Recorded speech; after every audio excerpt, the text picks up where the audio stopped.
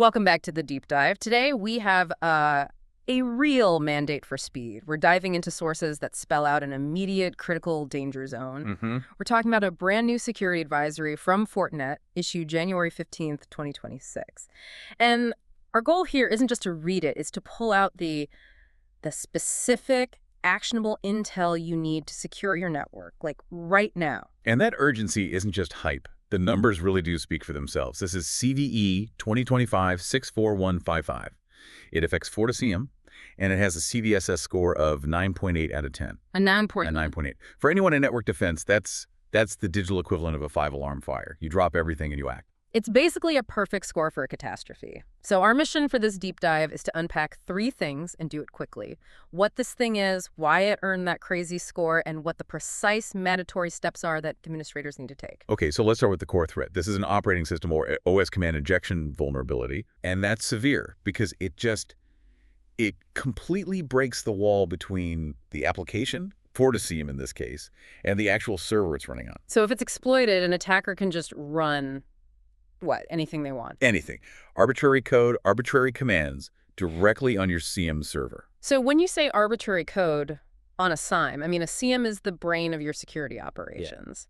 Yeah. What's the realistic worst case here? Are we talking about just a server compromise or something much, much bigger? It's a complete system takeover. And because it's a SIEM, the consequences just ripple out instantly. An attacker doesn't just own the server, they own the system that monitors your security. So they could just turn off the alarms while they rob the place. Exactly. They could disable logging, tamper with evidence, or even worse, use that CM as a trusted jumping off point to get deeper into your network. CMs have, they have broad access to everything. And the way in for this total catastrophe, it's not a phishing email, it's not guessing a password. Absolutely not. This vulnerability is triggered by an unauthenticated attacker. They do it with specially crafted TCP requests.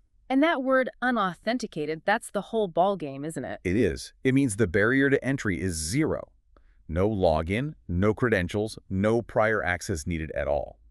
If your FortiSIEM server is reachable from the network, it is exploitable, period. Okay, let's unpack that severity. Because that combination, unauthenticated and 9.8, it just screams disaster. If they don't need to log in, that means any network exposure, even accidental, is instantly game over. That's exactly right. The CVSS score gets so high because of few key things. You've got access vector, network, and privileges required, none. A remote attack that requires nothing from the attacker. It's the perfect storm. Remote, no authentication, and it leads directly to a full compromise of confidentiality, integrity, and availability. And this is where it gets really concerning based on the advisory. The sources highlight a heightened risk factor. Why is this more urgent than just another Tuesday patch? Because the threat isn't theoretical anymore.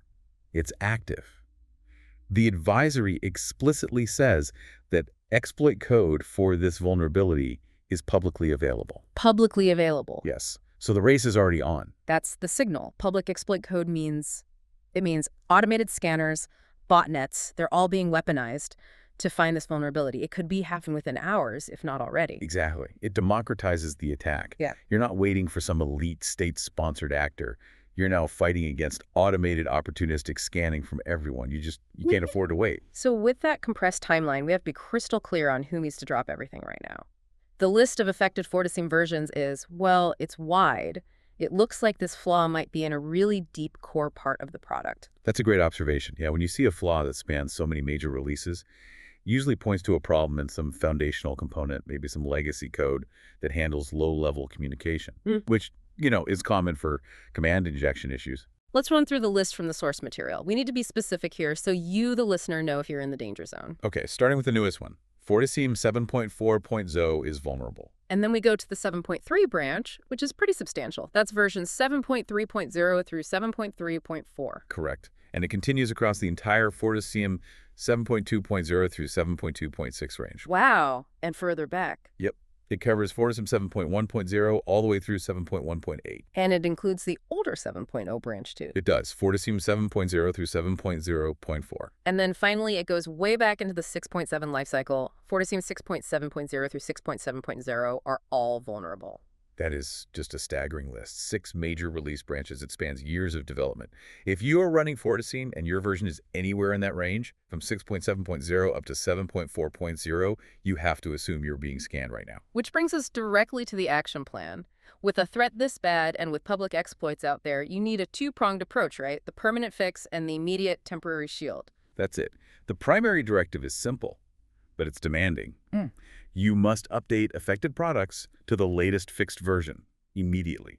It's the only way to truly kill the vulnerability. But there's a really important distinction in the advisory for anyone running those older versions, isn't there? A huge one, yeah. If you're on, say, 7.0.x or 6.7.x, the advice isn't just to update. The advisory uses a very specific word.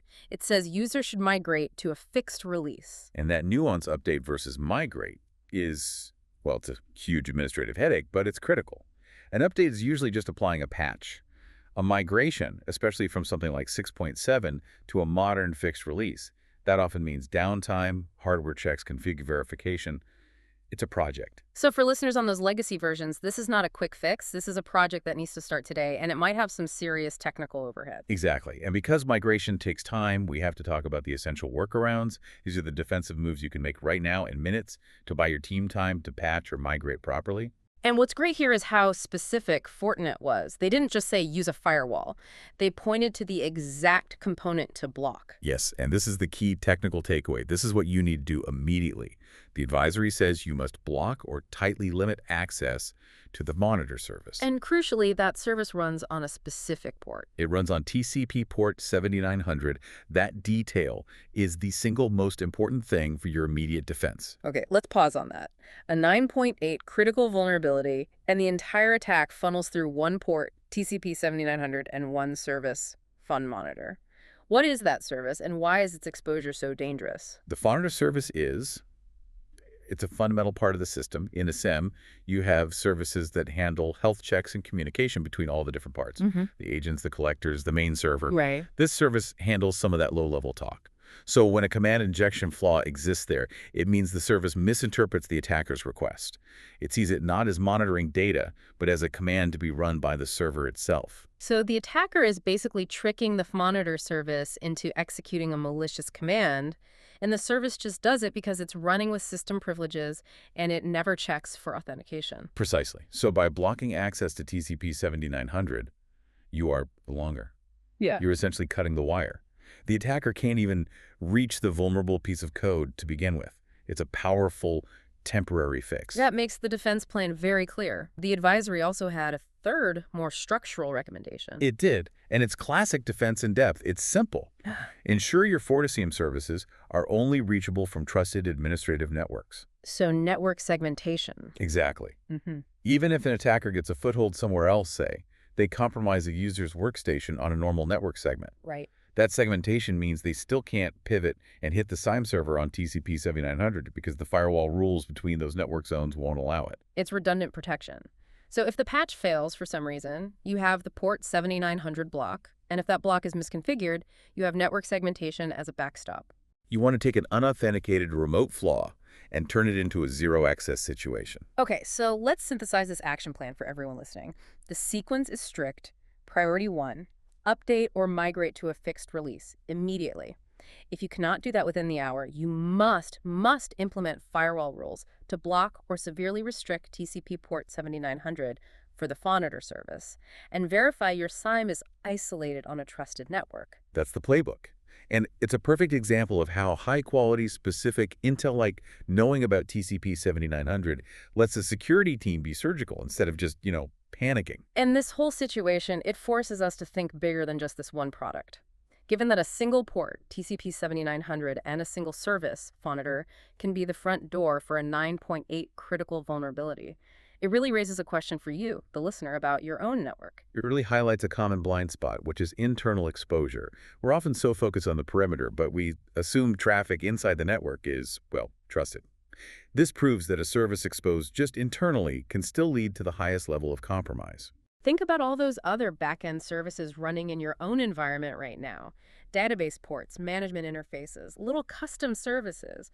Are they reachable from your general user networks? If restricting one service on one port is the difference between total security compromise and being safe, it should make you review every internal service. The principle of least access is key. If a service doesn't need to be reachable, it shouldn't be. And that's the broader lesson from this deep dive. Review your segmentation. Review those internal open ports. A single rule on TCP 7900 might have saved the day this time, but which port is waiting on your network for the next one? Defense in depth isn't a luxury. It's the necessity that buys you time when these public zero-day exploits drop. That's a powerful thought to leave you with. Thank you for joining us for this crucial deep dive into the FortiSIEM advisory. We'll see you next time.